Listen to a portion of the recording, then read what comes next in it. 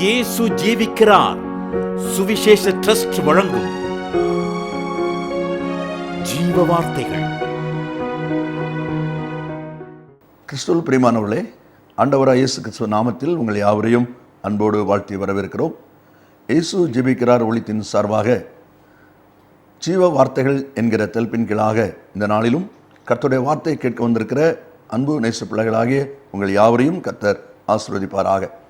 இந்த நாளிலும் உங்களுக்காக வேதாகமத்திலிருந்து ஒரு பகுதியை நான் வாசிக்கின்றேன், கவனமாய் கேளுங்கள்.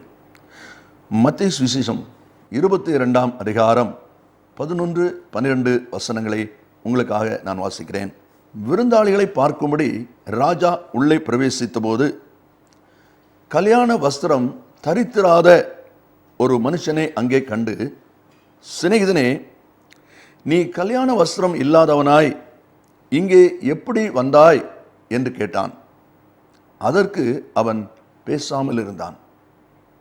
கவனிங்கள், கல்யாண வஸ்திரம் தரித்திராத ஒருவனை ராஜா அங்கே கண்டான் என்று வாசிக்கிறோம். இந்த சம்பவத்தை நாம் பார்க்கும்போது அந்த விருந்தாளிகள் கூடின அந்த கூட்டத்தில் எல்லாரும் வஸ்திரம் தரித்திருக்கும் போது ஒருவன் மாத்திரம் கல்யாண வஸ்திரம் தரித்திராத நிலையில் அங்கே இருப்பதை நாம் பார்க்கிறோம். ராஜா எல்லாருக்கும் அந்த கல்யாண வஸ்திரத்தை கொடுத்திருக்கிறார். அப்படி இருக்க ஒருவன் மாத்திரம் அந்த வஸ்திரம் தரிக்காமல் இருக்கிறானே, நீ எப்படி இங்கே வந்தாய் என்று கேட்பதை பார்க்கிறோம். அப்படியானால் கொடுத்தவர், நான் கொடுத்ததை நீ ஏன் தரித்து கொள்ளவில்லை என்று கேட்கிறார். என்னை கேட்கிற அன்பு நேச பிள்ளைகளே, அன்றைக்கு அந்த ராஜா அந்த திருமண வீட்டில் எல்லாருக்கும் வஸ்திரம் கொடுத்திருக்கும் போது ஒருவன் மாத்திரம் அதை தரித்திராத நிலையிலே அவனை பார்த்த விதமாய் கேட்கிறார். எல்லாரை போல உனக்கும் நான் தந்திருந்தேனே, அந்த கல்யாண வஸ்திரம் எங்கே, ஏன் நீ அதை தரித்து கொள்ளவில்லை என்கிற ஒரு கேள்வி அங்கே கொடுக்கப்படுகிறதை நாம் அங்கே பார்க்கிறோம். இன்றைக்கும் தேவனாகிய கர்த்தர் நம் ஒவ்வொருவரை பார்த்து, இந்த வார்த்தைகளை கேட்டுக்கொண்டிருக்கிற உங்களை பார்த்து ஆண்டவர் கேட்கிறார், உனக்கு நான் ரட்சிப்பின் வஸ்திரம் தந்திருந்தேனே, கிருபையின் ஆசீர்வாதங்களை தந்திருந்தேனே, பரலோகத்தின் மேன்மைக்குரிய வஸ்திரங்களை உனக்கு தந்திருந்தேனே, நீ ஏன் அதை தரித்து கொள்ளவில்லை? பெற்றுக்கொண்ட நீ பெற்றுக்கொள்ளாதவனை போல இருக்கிறாயே, அப்படியானால் நீ பெற்றுக்கொண்டதை என்ன செய்தாய்? ஏன் நீ அதை தரித்து கொள்ளவில்லை என்கிற ஒரு கேள்வியை ஆண்டவர் இந்த நாளிலும் நம்மத்தில் வைக்கிறார். இந்த வார்த்தைகளை கேட்டுக்கொண்டிருக்கிற நீங்களும் கூட, நீங்கள் பெற்றுக்கொண்ட ஆவிக்குரிய கிருபை வரங்கள், ஆவிக்குரிய வஸ்திரத்தின் அனுபவத்தை நீங்கள் தரித்திருக்கின்றீர்களா என்பதை கொஞ்சம் யோசித்து பாருங்கள். நாம் எங்கேயோ பத்திரமாய் வைத்திருப்பதற்காக ஆண்டவர் அதை நமக்கு கொடுக்கவில்லை. அந்த கல்யாண வீட்டில் கொடுக்கப்பட்டிருக்கிற அந்த கல்யாண வஸ்திரமும் அவன் தரித்திருக்கும்படிதான், போட்டுக்கொள்ளும்படிதான் கொடுக்கப்பட்டதை ஒழிய ஏதோ பத்திரப்படுத்தி வைப்பதற்காக அல்ல. அதே போல பரலோகத்தின் தேவனாகிய கர்த்தர் அவருடைய பிள்ளைகளாக நம் ஒவ்வொருவருக்கும் தம்முடைய கிருபையின் ஆசீர்வாதங்களை, கிருபையின் ஐஸ்வர்யங்களை, ஆவிக்குரிய நன்மைகளை கர்த்தர் கொடுத்திருக்கிறார். அதை பெற்றுக்கொண்ட நீ ஏன் அதை தரித்து கொள்ளவில்லை என்கிற ஒரு கேள்வியை இங்கே கொண்டு வருகிறார். உன்னத பாட்டின் புஸ்தகம் 5ஆம் அதிகாரம் 3வது வசனத்தை நாம் வாசிப்போமானால் அங்கே சொல்லப்பட்டிருக்கிறது, சூலமித்தி நேசம் என்கிறவள் சொல்லுகிறாள், என் வஸ்திரத்தை நான் கழற்றி போட்டேன், என் வஸ்திரத்தை நான் கழற்றி போட்டேன் என்று சொல்கிறதை நாம் பார்க்கிறோம். காரணம் என்ன? ஏன் வஸ்திரம் கழற்றி போடப்பட்டிருக்க வேண்டும் என்பதை குறித்து வேதாகமும் அநேக அனுபவங்களை சொல்லுகிறது. அதை நாம் கற்றுக்கொள்ளப் போகிறோம். அதற்கு முன்பாக ஒரு 2 வசனங்களை கூட உங்களுக்கு கர்த்தர் ஞாபகப்படுத்த விரும்புகிறார். ஏசாயா 61:10 நீங்கள் வாசிப்பீர்களானால், அவர் ரட்சிப்பின் வஸ்திரங்களை எனக்கு உடுத்தி என்று சொல்கிறார். ரட்சிப்பின் வஸ்திரங்களை எனக்கு உடுத்தி. ஒவ்வொரு விசுவாச பிள்ளைகளும் பேசிக் என்று சொல்லப்படுகிற ஆரம்பம், ஆண்டவர் கொடுக்கிற முதலாவது ஒரு ஆவிக்குரிய அனுபவம் ரட்சிப்பின் அனுபவம். இன்றைக்கு ரட்சிக்கப்பட்டிருக்கிற அந்த ரட்சிப்பின் அனுபவத்தை பெற்றிருக்கிற, அல்லது இயேசுவின் இரத்தத்தால் மீட்கப்பட்ட நீங்கள் அதை எங்கே வைத்திருக்கிறீர்கள் என்பதுதான் இன்றைக்கு ஆண்டவர் நம்மிடத்தில் கேட்கிற ஒரு கேள்வி.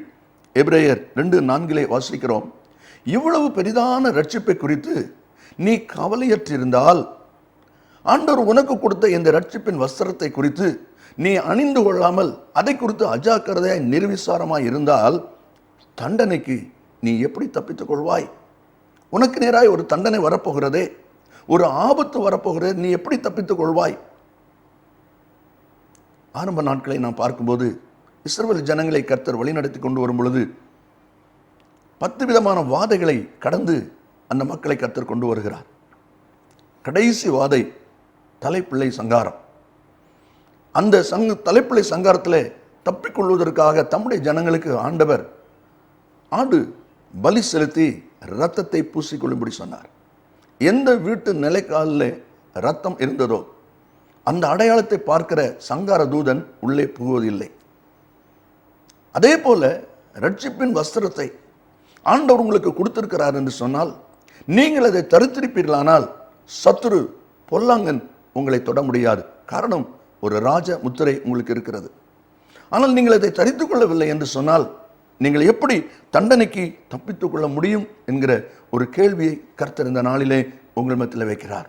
என்னை கேட்டுக்கொண்டிருக்கிற அன்பு நேச பிள்ளைகளே, நாம் ஒவ்வொருவரும் நம்மை ஆராய்ந்து பார்க்க வேண்டியவர்களாக இருக்கிறோம். வெளிப்படுத்தல் 2:4 வாசிக்கிறோம், ஆதி அன்பை விட்டாய் என்று உன் பேரிலே எனக்கு குறை உண்டு என்று ஆண்டவர் சபைகளை பார்த்து சொல்வதை பார்க்கிறோம். அதே போல யூதா நிருபத்திலே 6வது வசனத்தை நீங்கள் வாசிப்பீர்களானால் அதிலே சொல்லப்படும் பொழுது ஆதி மேன்மையை காத்து கொள்ளாத சிலர் என்று வாசிக்கிறோம். இவ்விதமாக கர்த்தரிடத்தில் பெற்றுக்கொண்ட ஆசீர்வாதங்களை உபயோகிக்காத சிலர். இங்கே கேட்டுக்கொண்டிருக்கிற நீங்கள் இவ்விதமாக இருக்கிறீர்கள். எபிரேயர் 10:32 வாசிக்கிறோம், முந்தின நாட்களை நினைத்துக் கொள்ளுங்கள், நீங்கள் பிரகாசமாக்கப்பட்டிருந்த அந்த நாட்களிலே உபத்திரவங்களாகிய மிகுந்த போராட்டங்களை சகித்தீர்களே என்று சொல்கிறார். அப்ப சகித்தீர்களே என்று சொன்னால் இப்பொழுது சகிக்க முடியவில்லை. ஒருவேளை நீங்கள் கூட அநேக சமயத்தில் யோசிப்பது உண்டல்லவா, ஒரு நாளில் எவ்வளவு பொறுமையாய் நாம் போவோம், எவ்வளவு நிதானமாய் நாம் நடந்து கொள்வோம், ஏன் இப்பொழுது அந்த பொறுமை இல்லை, அவசரப்படுகிறோமே, சீக்கிரமாய் கோபப்பட்டு விடுகிறோமே, ஏன் இப்படிப்பட்டதான ஒரு நிலை என்கிற ஒரு நினைவு உங்களுக்கும் வருகிறது அல்லவா? காரணம், தேவன் கொடுத்த அந்த ஆவிக்குரிய வஸ்திரம் எங்கேயோ கலட்டப்பட்டிருக்கிறது, அதை எங்கேயோ இழந்திருக்கிறீர்கள். அதுதான் அதற்கு காரணம். அதனால தான் கலாத்திய நிருபத்திலே பவுல் எழுதும் பொழுது 5ஆம் அதிகாரம் 7வது வசனத்திலே, நீங்கள் நன்றாய் ஓடினீர்களே, சத்தியத்திற்கு கீழ்ப்படியாமல் போக உங்களை தடை செய்தவன் யார் என்று கேட்கிறார். இந்த வார்த்தைகளை கேட்டுக்கொண்டிருக்கிற அன்பான கர்த்தருடைய பிள்ளைகளே, 2-3 காரியங்களை வேகமாய் நான் வாசித்து உங்களுக்காக நான் ஜெபிக்க போகிறேன். இந்த வஸ்திரத்தை கலட்டி போட்டேன் என்று சொல்லி சுலமித்து சொன்னாலே அதற்கு காரணம் என்ன? முதலாவது 2 ராஜாக்கள் 5ஆம் அதிகாரம் 7-8 வசனங்களை வாசித்து பாருங்கள். அங்கே வேதம் இவ்விதமாய் சொல்லுகிறது, இஸ்ரவேலின் ராஜா நாகமான் கொண்டு வந்த நிருபத்தை வாசித்த போது தன் வஸ்திரங்களை கிழித்து கொண்டான். தன் வஸ்திரங்களை கிழித்து கொண்டான். இங்கே இஸ்ரவேலின் ராஜா தானே தன்னுடைய வஸ்திரங்களை கிழித்துக் கொள்கிறான். இந்த வார்த்தைகளை கேட்டுக்கொண்டிருக்கிற அன்பான கர்த்தருடைய பிள்ளைகளே, நீயே உன்னுடைய ஆவிக்குரிய வஸ்திரத்தை கிழித்து போட்ட நிலையை யோசித்து பார். ஏன் இந்த ராஜா கிழித்து போட வேண்டும்? என்னுடைய சேனாபதி வருகிறான், அவன் விதமாக ஒரு சரீர வியாதியோடு வருகிறான், அந்த வியாதியிலிருந்து அவனுக்கு விடுதலை வேண்டும் என்கிற ஒரு எழுத்து அதில் கொடுக்கப்பட்டிருக்கிறது. அப்பொழுது இந்த ராஜாவுக்கு மிகுந்த வேதனை, கோபம். அவன் சொல்லுகிறான், கொல்லவும் உயிர்ப்பிக்கவும் நான் தேவனா? இவன் வியாதியிலிருந்து நான் எப்படி இவனை விடுவிக்க முடியும்? என்னோடு யுத்தம் பண்ணுவதற்கு இவன் சமயம் தேடுகிறான் பாருங்கள் என்று சொல்லி ராஜா தன்னுடைய வஸ்திரத்தை கிழித்து கொண்டு நிற்கிறான். என்னை கேட்டுக்கொண்டிருக்கிற அருமையான கர்த்தருடைய பிள்ளைகளே, ஒருவேளை உங்களோடு பேசுகிறவர்கள் உங்கள் முதலாளியாக இருக்கலாம், உங்களை நடத்துகிறவர்களாக இருக்கலாம், உங்கள் பலத்துக்கு மிஞ்சின ஒரு காரியத்தை சொல்லக்கூடும். உடனே நீங்கள் உங்களுடைய ஆவிக்குரிய வஸ்திரத்தை கிழித்து போடுவது சரியல்ல, அதை நஷ்டப்படுத்துவது சரியல்ல. இங்கே அப்படிப்பட்ட ஒரு சம்பவம் தான் நடக்கிறதை நாம் அங்கே பார்க்கிறோம். யாத்திராகமம் 32ஆம் அதிகாரம் 19வது வசனத்தை நீங்கள் வாசிப்பீர்களானால், மோசே கோபம் உண்டவனாகி தன் கையில் இருந்த கற்பலகையை எரிந்து உடைத்து போட்டான் என்று சொல்லப்பட்டிருக்கிறது. மோசே கற்பலகையை எரிந்து உடைத்து போட்டான். தானாக தவறி அல்ல, எரிந்து உடைத்து போட்டான். ஜனங்களுடைய ஆசீர்வாதத்திற்காக கர்த்தர் கொடுத்தது. இப்ப கர்த்தர் கேட்கிறார், ஜனங்களுடைய ஆசீர்வாதத்தை நான் கொடுத்ததே மோசே, நீ எப்படி உடைக்கலாம்? உனக்கு என்ன உரிமை இருக்கிறது? அதே காரியத்தை தான் கர்த்தர் உங்களிடத்தில் கேட்கிறார். உன்னுடைய ஆவிக்குரிய வஸ்திரத்தை நீ எப்படி கிழித்து போடுவாய்? இந்த வார்த்தையை கேட்டுக்கொண்டிருக்கிற அன்பானவர்களே, சற்று உங்களை யோசித்து பாருங்கள். இரண்டாவதாக லூக்கா 10:30 வாசிக்கும் போது, ஒரு மனுஷன் எருசலேமிலிருந்து எரியோவுக்கு பிரயாணமாய் போகிறான். கள்ளர் கையில் அகப்பட்டு கொண்டான். கள்ளர்கள் அவன் வஸ்திரத்தை உரிந்து கொண்டார்கள் என்று வாசிக்கிறோம். அங்கே தானாய் கிழித்து போட்டு விட்டான். இங்கே சத்ரு அல்லது பொல்லாங்கன் கள்ளர்கள் அவன் வஸ்திரத்தை உரிந்து கொண்டார்கள். காரணம், எருசலேமில் இருக்க வேண்டியவன் எருசலேமிலிருந்து எரியோவுக்கு போகிறான். அதாவது பின்மாற்றத்திலே போய் கொண்டிருக்கிறான். இரண்டாவது அனுபவத்திலே தன்னுடைய வஸ்திரத்தை அவன் இழந்து போவதற்கு காரணம் என்ன? ஒரு ஆவிக்கிற பிள்ளை, ஒரு ரட்சிக்கப்பட்டிருக்கிற தேவனுடைய பிள்ளைகள் கர்த்தர் வைத்த மேன்மையை விட்டு நீங்கள் இறங்கி வருவீர்களானால், எருசலேமின் ஆசீர்வாதத்தில் இருக்க வேண்டிய நீங்கள், தேவன் வைத்த ஸ்தானத்தில் இருக்க வேண்டிய நீங்கள் அதை விட்டு நீங்கள் இறங்கி பின்மாற்றமாய் வருவீர்களானால், சத்ருவானவன் உங்கள் வஸ்திரத்தை கழற்றி போடுகிறான். அதுதான் கள்ளர் கையிலே அகப்பட்டு கொண்டான் என்று சொல்லி நாம் வாசிக்கிறோம். அது மாத்திரமல்ல, மூன்றாவது ஒரு அனுபவம் உபாகமம் 24:13 வாசிக்கும் போது, அடகு வைத்தவன் தன் வஸ்திரத்தை போட்டுக்கொண்டு உன்னை ஆசீர்வதிக்கும்படி திரும்ப அந்த அடகை அவனுக்கு கொடுத்து விட வேண்டும். வஸ்திரம் அடகு வைக்கப்பட்டிருக்கிறது.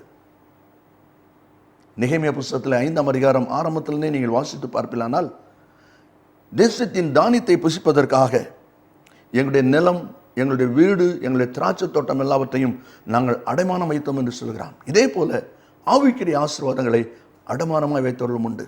என்னை கேட்டுக்கொண்டிருக்கிற அன்பான கர்த்தருடைய பிள்ளைகளே, உலக பிரகாரமான நன்மைக்காக, ஏதோ ஒரு ஆசீர்வாதத்திற்காக உன்னுடைய ஆவிக்குரிய கிருபைகளை, தாளந்துகளை நீ எப்படி இழக்க கொடுப்பாய்? நீ எப்படி இழக்க முடியும்? தேவன் அதை ஒருபோதும் சம்மதிக்கிறதில்லை. உனக்கு கொடுத்தவர் உன்னிடத்தில் கேட்கிறார். அன்றைக்கு கல்யாண வீட்டிலே வஸ்திரம் தரித்திராத மனுஷனை கண்டு அவர் கேட்டார், ஐயா, உனக்கு நான் தந்திருந்தேனே, அதை நீ என்ன பண்ணினாய்? அதே போல தேவனாய் கர்த்தர் இந்த வேளையிலும் நம் ஒவ்வொருவரை பார்த்து கேட்கிறார், உன் ஆவிக்கிற வஸ்திரத்தை நீ என்ன செய்திருக்கிறாய்? ஏன் அதை தரித்து கொள்ளவில்லை? அதை கிழித்து போட்டு விட்டாயா? அல்லது அதை களவு கொடுத்து விட்டாயா? அல்லது அடகு வைத்து விட்டாயா?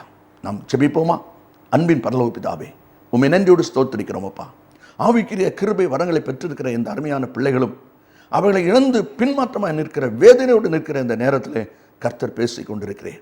உன் ஆவிக்கிற வஸ்திரம் எங்கே என்று சொல்லி அதை கிழித்து போட்டவர்கள் சரி பண்ண கிருபை கொடுப்பீராக. அதே போல அதை சத்துண்ட கையிலே உரித்து போடப்படும்படியாக கொடுத்தவர்கள் அதை திரும்ப பெற்றுக்கொள்ள உதவி செய்வீராக. அற்ப ஆதாயத்திற்காக விட்டு கொடுத்தவர்கள் தங்களை சரி பண்ணிக் கொள்வார்களாக. உம்முடைய கரத்திலே தாழ்த்தி அர்ப்பணித்து ஜெபிக்கிறோம். உம்முடைய கிருபை ஒவ்வொருவரையும் ஆசீர்வதிக்கட்டும். கர்த்தர் இயேசுவின் நாமத்தில் பிதாவே, ஆமென், ஆமென். கர்த்தர்